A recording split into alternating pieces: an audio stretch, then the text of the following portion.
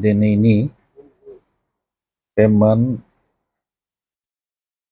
16 आफादजों जुथायै सावरायनाय जानाखि हाबाफारि बेखौ जोङो सावरायदोंमोन माने बड'फा हाउसनि अर्थात दुलाराय बर' फरायसा आफादनि गाहाय मावखुलियाव बेखौ जोङो सावरायनाय जादों आरो सावरायनाया बेनो गासै बर'नि माहारियारि आफाद गिबियै दुलाराय बर' फरायसा आफाद आरो साहित्य सभा XBLT XNJFB बर' समाज आइजो अनसाय आफाद ट्राइबेल संघ प्रिन्सिपाल एस'सिएशन बर' टिचार्स एस'सिएशन आर्टिस्ट एस'सिएशन गासै जुथायै 16टा आफादजों जोङो मोनसे जुथायै जों सावरायनो हादों आरो सावरायनाय जादों। बे सावरायनायखौ आंनि व्यक्तिगत हिसाबै बा जोंनि एक्सपिरियेन्स हिसाबै आं बेखौनो फोरमायनो सानदों बा फोरमायनो नोंथांमोननि मिडियानि दारै फोरमायहरदों। सावरायनाया खोब पजिटिभ। बे सावरायनाया जाहैबाय मेनलि जोंनि जाथिनि थामोनथानि बा थामोनथाखौ नोजोर होनानै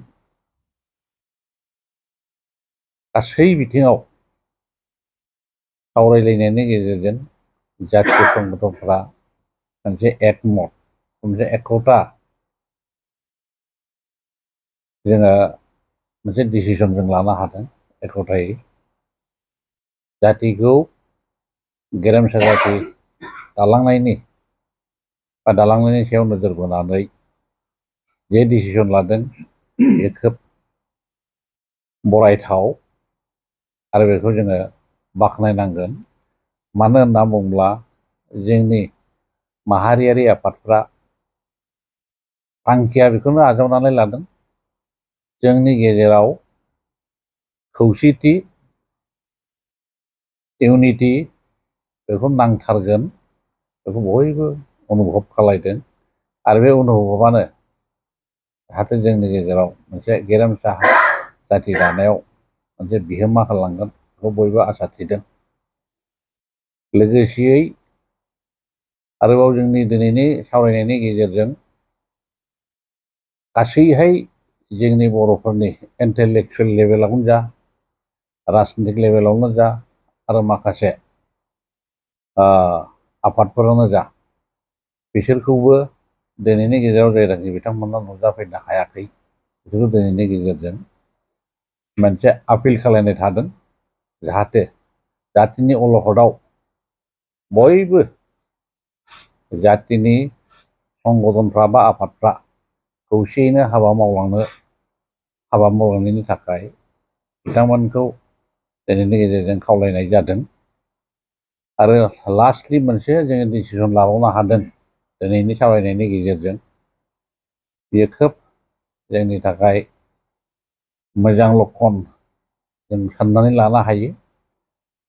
मानो होनना बुङोबा जोंहा गुबुन गुबुन समफ्रावबो जेरोखोम माने मोनसे कमन प्लेटफर्म दानानै जों जेरैहायबा जोंनि बर'नि खौसेथिखौ माने